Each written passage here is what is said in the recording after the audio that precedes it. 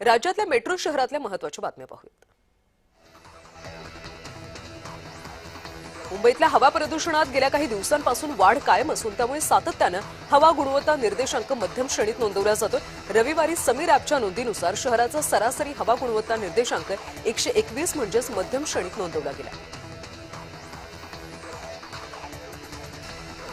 देशामध्ये विविध ठिकाणी सुरू असलेल्या भरतीमध्ये 50,000पेक्षा जास्त रिक्त पदं आहेत। यामध्ये यूपीएससी, दिल्ली उच्च न्यायालय भरती, भारतीय नौदल भरती, आरआरबी ग्रुप डी भरती, एम्स नर्सिंग भरती, अग्निवीर मधल्या भरतीचा समावेश आहे। नागपूर इथल्या 12वी पेपरफुटी प्रकरणी ट्यूशन संचालकासह दोघांना अटक करण्यात आली। तांत्रिक तपासामधून दोघांना ताब्यात घेण्यात आलं। न्यायालयाने त्यांना 4 दिवसांची पोलीस कोठडी सुनावली।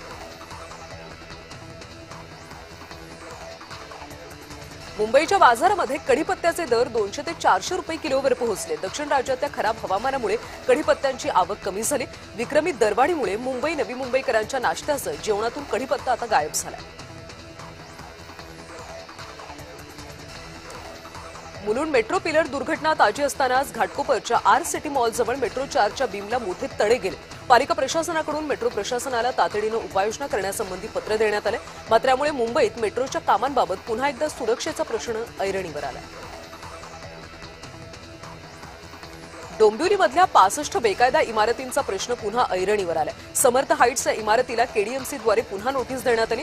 नागरिकांनी आमचा जीव जरी गेला तरी आम्ही घर सोडणार नाही, इमारत सोडणार नाही असा इशारा प्रशासनाला दिला।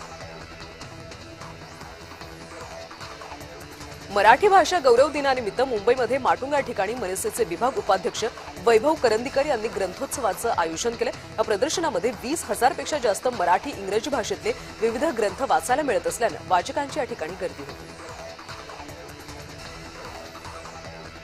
मोहोळमध्ये संभाजी महाराजांच्या पुतळ्यावरून तणाव निर्माण झाला। सोलापूर जिल्ह्यातल्या मोहोळ इथं छत्रपती संभाजी महाराजांच्या मूर्तीची रात्रीत प्रतिष्ठापना करण्यात आली। शिवभक्तांनी गनिमी कावा पद्धतीनं रात्रीमध्येच मूर्ती बसवली।